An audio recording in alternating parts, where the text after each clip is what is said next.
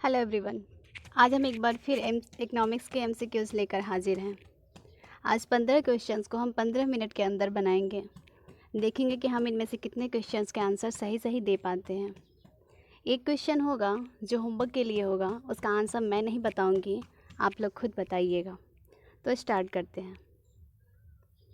पहला question, Harrod Domar model J M Keynes model का option A स्थैतिक विस्तार है, ऑप्शन बी प्रायोगिक विस्तार है, ऑप्शन सी ए और बी दोनों हैं, एंड ऑप्शन डी इनमें से कोई नहीं। Harrod Domar model J M Keynes model पर आधारित है। जेम किन्स मॉडल का क्या है? स्थैतिक विस्तार है कि प्रायोगिक विस्तार है कि इनमें से दोनों है, यानी ए और बी दोनों हैं, या इनमें से कोई नहीं है? क्या है इसका सही आंसर? होगा प्रायोगिक विस्तार। प्रायोगिक विस्तार है। अगला क्वेश्चन, क्वेश्चन नंबर 2, अर्थव्यवस्था में मूल्य स्तर में होने वाले परिवर्तनों के स्वरूप हैं। ऑप्शन ए मुद्रा स्फीति, ऑप्शन बी मुद्रा अपस्फीति, ऑप्शन सी ए और बी दोनों, एंड ऑप्शन डी इनमें से कोई नहीं।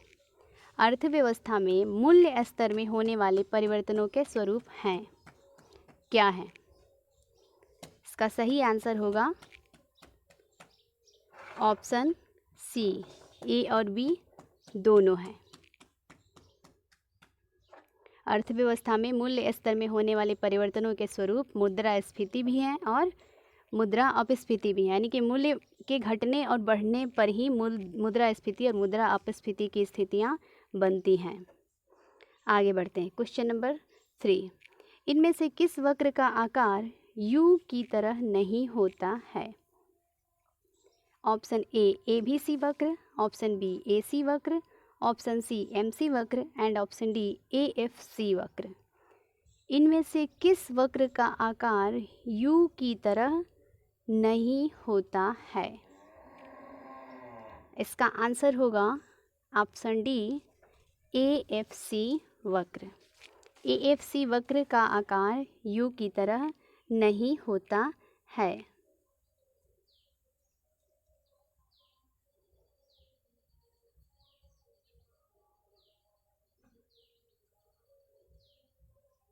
आगे बढ़ते हैं।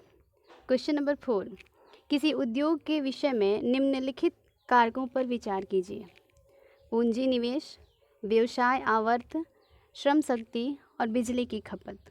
उपरोक्त में से कौन से उद्योग के स्वरूप और आकार को निर्धारित करते हैं? क्वेश्चन एक बार फिर से ध्यान से पढ़ो। किसी उद्योग के विषय में निम्नलिखित कारकों पर विचार कीजिए। पूंजी निवेश, व्यवसाय आवर्त, श्रम शक्ति, बिजली की खपत। उपरोक्त में से कौन से उद्योग के स्वरूप और आकार को निर्धारित करते हैं?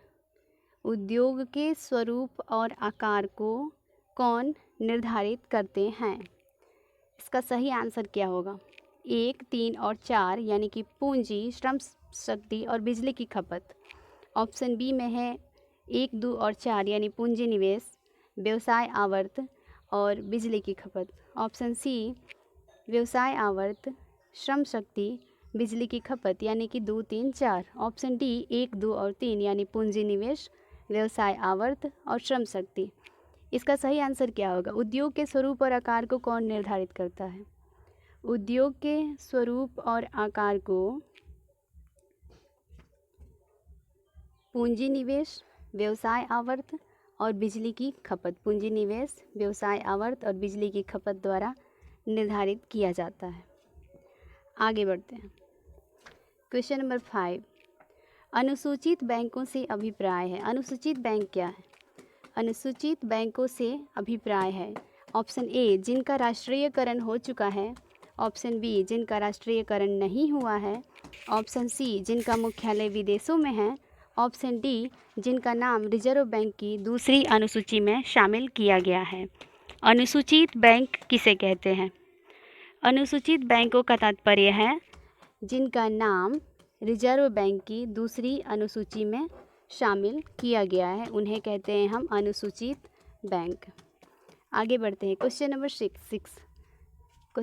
6, स्वर्ण युग का विचार किसने दिया? ऑप्शन ए हैरोड ने, ऑप्शन बी डोमर ने, option C Shrimati Joan Robinson ने, ऑप्शन डी शुम्पीटर ने। क्वेश्चन नंबर 6, स्वर्ण युग गोल्डन एज किसने कहा था? गोल्डन एरा का प्रतिपादन या गोल्डन एरा का विचार किसने दिया था? हैरोड ने, डोमर ने, श्रीमती जॉन रॉबिन्सन ने या शुम्पीटर ने? इसका सही आंसर होगा Shrimati Joan Robinson. Shrimati Joan Robinson ने स्वर्ण युग का विचार दिया था। आगे बढ़ते हैं। क्वेश्चन नंबर 7, मौद्रिक निम्नलिखित कथनों पर विचार कीजिए। कथन 1, मौद्रिक विभ्रम स्फीति की गति को कम कर देता है। कथन 2, मौद्रिक विभ्रम स्थिति की गति में कोई खास परिवर्तन नहीं करता है। अब इनमें से कौन कौन सही है? केवल एक, केवल दो, एक और दो, ना तो एक और ना ही दो। मौद्रिक विभ्रम स्फीति की गति को कम कर देता है। मौद्रिक विभ्रम स्फीति की गति में कोई परिवर्तन नहीं करता है। सही आंसर होगा मौद्रिक विभ्रम स्फीति की गति को कम कर देता है, यानी कि ऑप्शन ए यानी केवल एक सही होगा। आगे बढ़ते हैं। क्वेश्चन नंबर 8, जहां फॉर्म का स्वामित्व व्यक्तिगत, साहसी या संगठन के अधिकार में होता है एवं जिसका उद्देश्य अपने लाभ को अधिकतम करना होता है, उसे क्या कहते हैं? जहां फॉर्म का स्वामित्व व्यक्तिगत, साहसी या संगठन के अधिकार में होता है एवं जिसका प्रधान उद्देश्य अपने लाभ को अधिकतम करना होता है, उसे क्या कहते हैं हम? ऑप्शन ए व्यक्तिगत एकाधिकार, ऑप्शन बी सार्वजनिक एकाधिकार, ऑप्शन सी साधारण एकाधिकार, ऑप्शन डी इनमें से कोई नहीं। फॉर्म का जो स्वामित्व है क्या है? व्यक्तिगत, संगठन या साहसी के एकाधिकार में है, किसी एक व्यक्ति के कंट्रोल में है और उसका मुख्य उद्देश्य है अपने लाभ को अधिक से अधिक बढ़ाना। उसे क्या कहते हैं हम? उसे कहते हैं व्यक्तिगत एकाधिकार। व्यक्तिगत एकाधिकार कहते हैं। ओके, आगे बढ़ते हैं। क्वेश्चन नंबर 9, उद्योग अधिनियम 1951 के मुख्य उद्देश्य हैं। कौन कौन से मुख्य उद्देश्य हैं? उद्योग के स्वामित्व में एकाधिकार एवं संकेंद्रण को रोकना, योजनाओं की प्राथमिकताओं एवं लक्ष्यों के अनुरूप औद्योगिक निवेश व उत्पादन का नियमन करना, देश के विभिन्न क्षेत्रों में विकास स्तरों में अंतर को कम करना ताकि संतुलित क्षेत्रीय विकास प्राप्त किया जा सके। चौथा कथन है छोटे उद्योगपतियों की बड़े उद्योगपतियों के साथ स्पर्धा से रक्षा करना। अब इसका आंसर देना है। उद्योग अधिनियम 1951 के मुख्य उद्देश्य, उद्योग के स्वामित्व में एकाधिकार एवं संकेंद्रण को रोकना, ये इसका उद्देश्य है, बिल्कुल है। योजनाओं की प्राथमिकताओं एवं लक्ष्यों के अनुरूप औद्योगिक निवेश व उत्पादन का नियमन करना, ये भी सही है, बिल्कुल है। 1951 उद्योग अधिनियम 1951 को एक बार पढ़ लेना बढ़िया से। तीसरा कथन दिया है देश के विभिन्न क्षेत्रों में विकास स्तरों में अंतर को कम करना ताकि संतुलित क्षेत्रीय विकास प्राप्त किया जा सके, ये भी सही है। छोटे उद्योगपतियों की बड़े उद्योगपतियों के साथ प्रतिस्पर्धा से रक्षा करना, ये भी सही है, यानी कि इसका आंसर होगा डी, ऑप्शन डी। आगे बढ़ते हैं। क्वेश्चन नंबर 10, भारतीय रिजर्व बैंक द्वारा नकद आरक्षण अनुपात को बढ़ाने पर निम्न में से क्या प्रभाव पड़ता है? यदि भारतीय रिजर्व बैंक नकद आरक्षण अनुपात को बढ़ा दे तो इससे देश की अर्थव्यवस्था पर क्या प्रभाव पड़ेगा? भारत की अर्थव्यवस्था पर क्या प्रभाव पड़ेगा? ऑप्शन ए मुद्रा आपूर्ति बढ़ जाएगी, ऑप्शन बी मुद्रा आपूर्ति घट जाएगी, ऑप्शन सी मुद्रा आपूर्ति स्थिर रहेगी या ब्याज दर अप्रभावी रहेगा।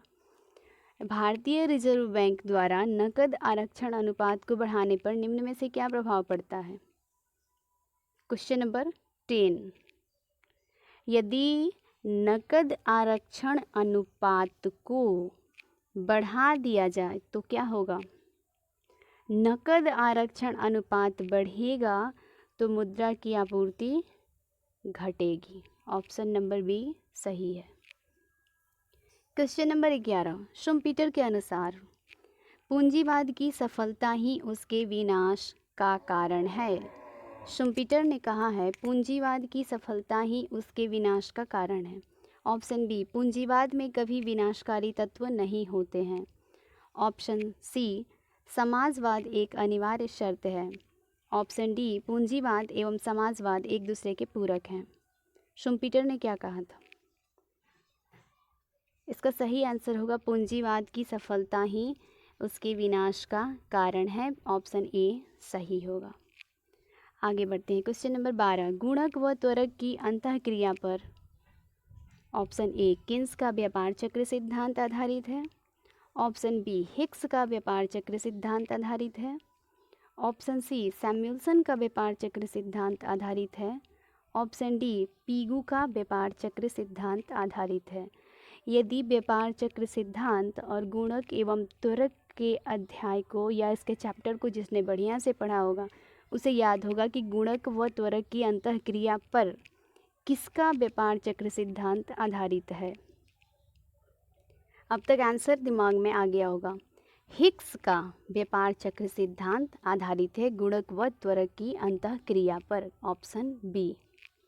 आगे बढ़ते हैं। क्वेश्चन नंबर 13 यानी 13, जे.एम. किन्स द्वारा प्रकाशित ग्रंथ का क्या नाम है। जे.एम. किन्स ने इनमें से कौन सी पुस्तक लिखी है। यहाँ 4 ऑप्शंस दिए हुए हैं। Option A, money, interest and prices.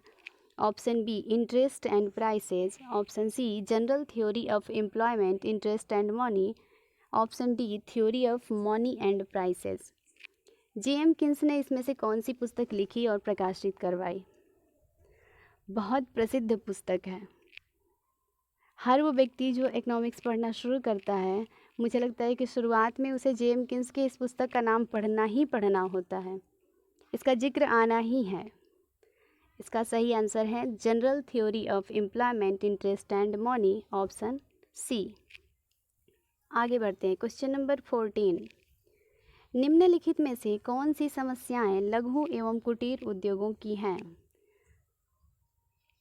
पहला कथन दिया है क्षमता का कम प्रयोग, दूसरा अस्वस्थता की समस्या, तीसरा पूंजी का अभाव, चौथा प्रतियोगी बाजार से सामना। कौन सी समस्याएं लघु एवं कुटीर उद्योगों की है। लघु एवं कुटीर उद्योग, कौन सा उद्योग। लघु एवं कुटीर उद्योगों की इनमें से कौन कौन सी समस्याएं हैं।